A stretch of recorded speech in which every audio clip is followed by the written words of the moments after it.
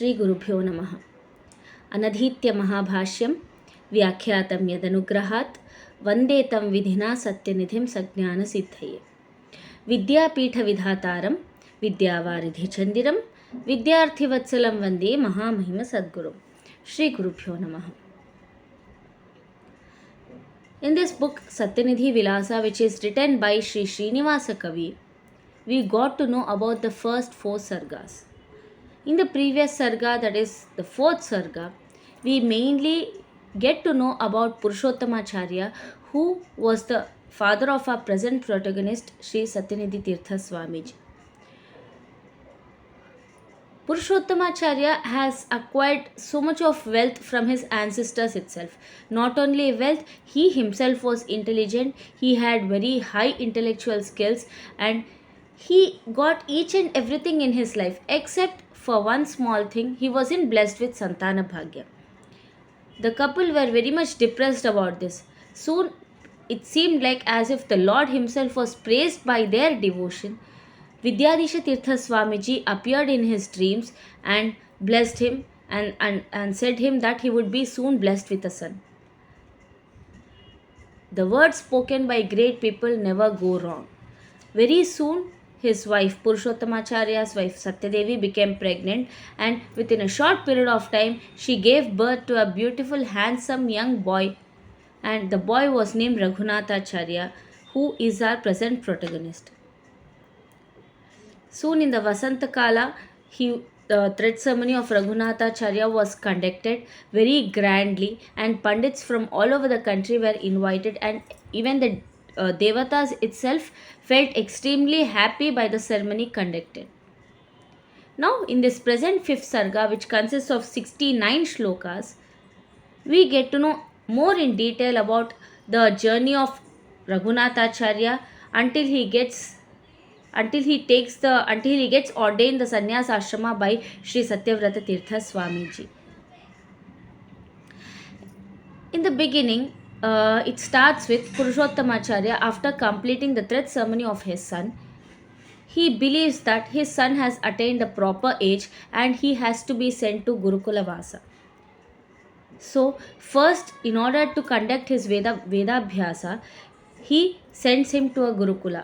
There, Raghunatacharya completely becomes expertised in all the Vedas, and the way he completes it effortlessly when compared to his companions, it seemed like age actually doesn't matter. Age is not at all an obstacle or hindrance to capture what you want. Later, after completing his Vedabhyasa, in order to give him Shastrabhyasa, Purushottamacharya sent him to Kumbhari Vasudevacharya for the further Adhyayana of Shastras. Here, the poet in the next few shlokas gives us the list of Shastras which was expertised by Raghunatacharya.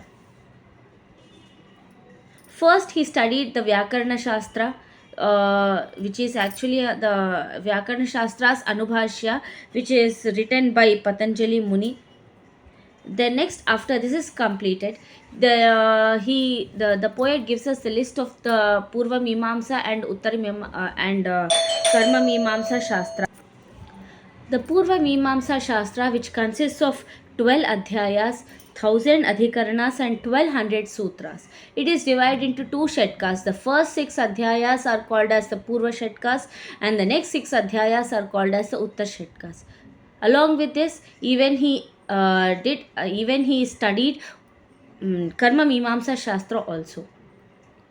Apart from this, the poet gives us another list of Shastras, including Pakshila, Akshapida, Udayana and others, which actually these all belong to the Nyaya Shastra, and these actually are considered very hard.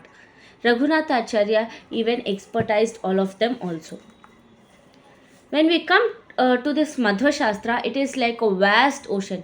In that the glories and mahimas of Lord Vishnu, his incarnations, are explained very briefly, and this Madhva Shastra is covered by the waves of Tarka. The Tarka Granthas are very tricky And great Tattvajnani Raghunatacharya, with the Anugraha of Lord Vishnu, he expertised all of them very easily.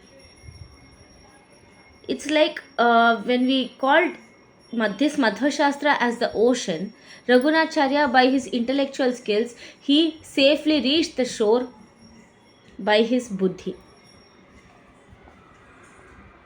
Not only this, Raghunatacharya had profound expertization over compound shastras like Sankhya, Pashupata, Shakta, Mayavada. These all shastras he actually learned them because it would help him to censure them aptly, to censure the opposite doctrines aptly. Raghunatacharya did the Adhyayan of Sahityas by himself, which were like the way he read the Shastras. Goddess Saraswati Devi, actually, it seemed like she herself was very much happy with the proficiency obtained by Raghunatacharya.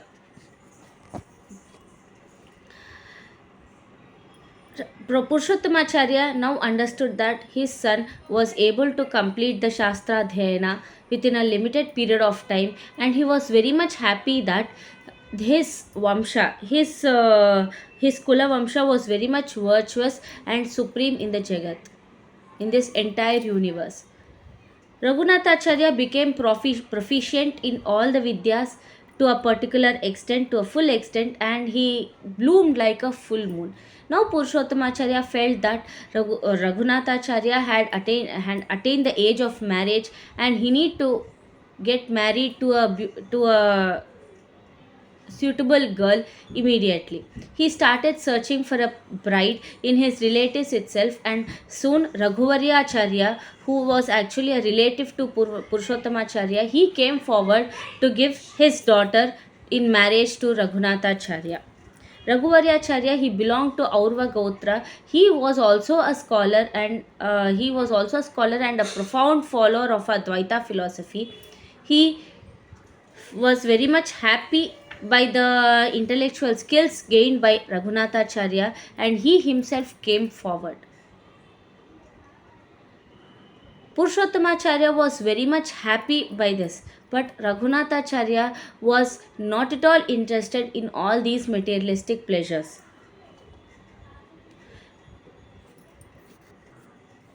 He was totally virakta, and he had no attachment at all in all these relations because he believed all these are completely temporary. Finally, Raghuvaryacharya submitted his daughter into marriage with Raghunatacharya and celebrated the marriage very grandly. Raghunatacharya, he stayed back in his father-in-law's place for some 5 to 6 days, and finally came back to his own house and started leading his household life. In the next few shlokas, the way Raghunatacharya led his household life is described very briefly. As his father, so his son. Raghunatacharya was also very much interested in completing his daily Naimittika Karyas. Firstly, at the time of sunrise, in the Udaya Kala, he offered Nitya Ahuti to Surya and Prajapati. In the evening, he offered Ahuti to Agni and Prajapati.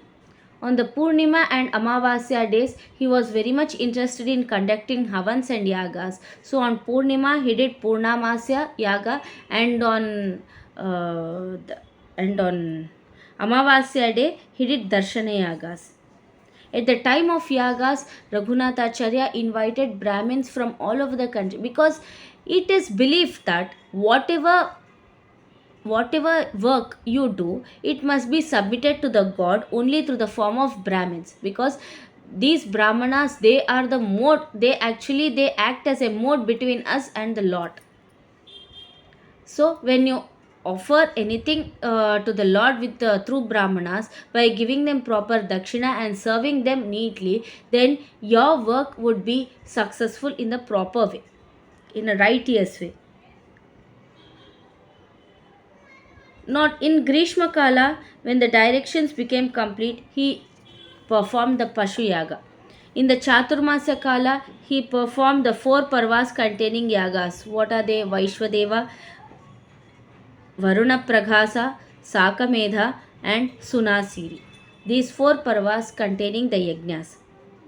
When the time of Vasantakala, when Vasantakala arrived, that is during the spring season, he performed Jyotishtoma Yaga.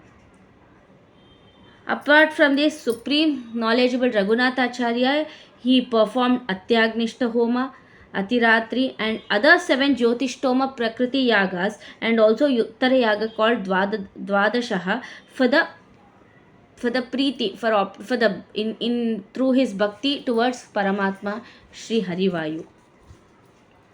Not only actually immersing himself in this karma, he also was giving the wealth of his vidya to the shishyas without aspiring anything in return.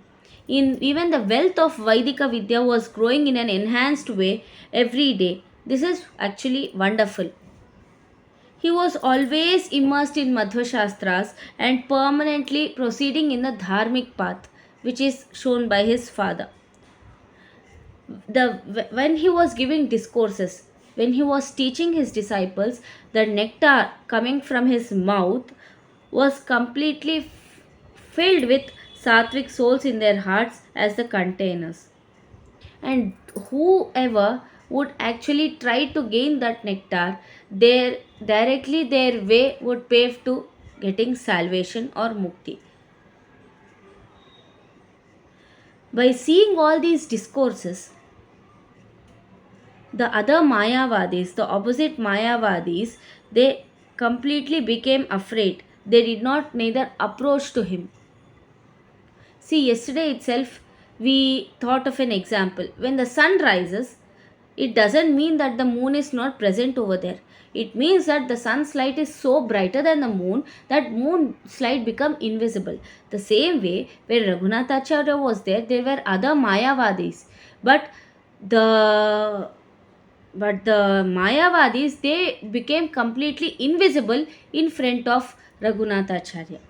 Such was the bright way shown by Raghunatacharya to all his disciples that they couldn't leave behind the approach given by Raghunatacharya.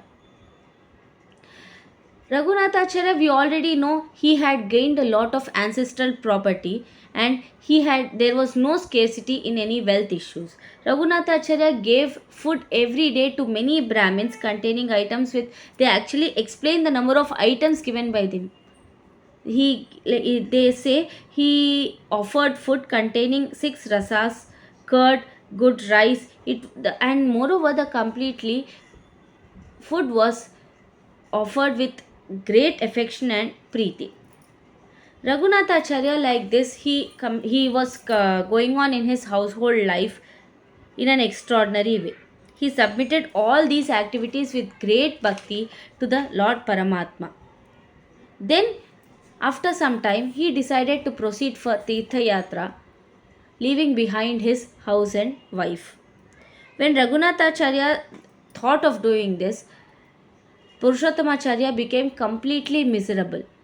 Understanding the misery of his father, Raghunatacharya, he consoled his father by saying that soon he would be blessed with 2 sons, Vedavyasa and Narasimha, and they would carry on his lineage further. Like this, with great respect, Raghunatacharya consoled his father, and his wife, who was also a Pativrata, she completely accepted her husband's firm decision. After consoling his father like this, Raghunatacharya, along with a group of shishyas, they left for their Tirtha Yatra. Here they explain the places. The poet explains us the places wherever Raghunatacharya had visited. First, starting from the Vindhya mountain in such excellent way, joining with many devoted people out of very much zeal and enthusiasm. First, Raghunatacharya started traveling. He, along with all his shishyas, he first went to river Narmada and had a glorious bath over there. This river Narmada is like the platform for the dance of many birds and lotus flowers. Later, after having such a holy bath in the river Narmada, he sat down there for continuing his penance. Later, then Sri Raghunathacharya surpassed Vindhya mountain and went to Prayaga Kshetra. It is a place where the yogis leave their dehas to attain their mukti and salvation, and that Kshetra is the root cause for it. After this, with so much of great love and reverence, they all went to the place of Ganga Yamuna Sangama. Here it is believed that those who take bath here, Swarga is assured to them. After having the holy bath in the Ganga Yamuna Sangama, they reached the Kashi Kshetra. Here, Raghunathacharya submitted vast seva to Lord Bindumadhava and Kashi Vishwanatha and to Ganga river. He donated with happiness so much of gold to several brahmanas. Later, Raghunathacharya proceeded to Mukti Mantapa and won over all the Mayavadis over there. When he went, the sabha was being conducted over there. He won over all the Mayavadis. He established that Vishnu alone is the Sarvottama. He is totally distinct, unique, and different from the Chetanas as well as the Achetanas. The Mayavadi Pandits over there, they completely accepted their defeat, and they in together they became the disciples of our great Madhvacharya's philosophy, and they started continuing the further Tirtha Yatra along with Raghunathacharya and his companions. Then, along with the devoted Shishyas, Raghunathacharya visits Gokula. He meditated there because it is a place where Lord Krishna was worshipped by Gopikas with their broad and attractive eyes. Then Raghunathacharya reached Madhurapuri. It is the place where Kamsa, like an intoxicated elephant, was completely eliminated by Lord Sri Krishna. This city this city actually seemed very much splendid with its beautiful private apartments. From there, they reached Kurukshetra. This is the place where Paramatma Parashurama, he eliminated all the cruel, wicked asuras who were actually a burden on this earth. Later, Raghunathacharya reached Dwaraka. This is actually situated in the middle of the sea, and it contains the temple of Lord Sri Krishna, which is completely made of gold. It is like an entrance to Mukti actually in this Kali Yuga. From there, the supreme Brahmin, Sri Raghunathacharya, they visited Prabhasa Kshetra. This is the place actually where the moon was cursed by Daksha Prajapati, and he was affected by the Kshaya Roga disease. The moon god regained his excellence over there. Then Sri Raghunathacharya reached the utmost Badri Kshetra. This Kshetra is worshipped by the Munis residing in Himalayas. This is a place where Madhvacharya gained advice from the Lord Vedavyasa to complete his mission of taking the birth on this earth. This is protected completely by Paramatma Sriman Narayana. It is very much difficult to reach. Then Sri Raghunathacharya, later again he came down, he came back to Ayodhya. This city is very much pure by the lotus touch of the feet of Lord Sri Ramachandra. This city has mild air and is completely covered by the holy winds and water of Saryu river. Then Sri Raghunathacharya proceeded towards the Gaya Kshetra. This is actually due to it is very sacred. This place Gaya is very much sacred due to the presence of Vishnupada. The pindas offered by the sons and by reliable persons are received by the Pitrus here, and this Kshetra is very much sacred. From Gaya Kshetra, Sri Raghunathacharya proceeded to Purushottama Kshetra, which is Puri Jagannatha Kshetra. It contains the golden Vimana, and mainly having darshan of Puri Jagannatha itself brings us a lot of sanctity to us. This way, by saying all this, Achyutacharya, who concluded the story, which was submitted to Sri Satyavrata Tirtha Swamiji, and he said, then finally he concluded saying that, O Saint, O Swamiji, tomorrow to have darshan of your holy feet, Raghunathacharya along with his companions are arriving here to have holy darshan of the great Mula Ramachandra and goddess Sita Devi, along with the blessings of Sri Satyavrata Tirtha Swamiji. Like this, by excellent qualities by them, the Supreme Yati Sri Satyavrata Tirtha Swamiji, he felt very happy, and Achyutacharya submitted his namaskarams and prostrations and left from there. The next day, as usual, Sri Raghunathacharya along with his companions arrived there. They all prostrated themselves in the feet of Sri Satyavrata Tirtha Swamiji. And Satyavrata Tirtha Swamiji, with his divine sight, he understood that he was the person who would become heir to the throne of this great Uttaradhimat, and immediately he ordained Raghunathacharya into sannyas ashrama and gave him the name Sri Satyanidhi Tirtha Swamiji. Like this, at Bhagyanagara, that is in Hyderabad, Sri Raghunathacharya was granted sannyas ashrama and named Sri Satyanidhi Tirtha Swamiji. Then Sri Mahan Satyavrata Tirtha at Dharmapuri, he got himself immersed in tapas. This way the sixth sarga ends, the fifth sarga ends and the sixth sarga begins here. Shri Krishna Arpanamastu.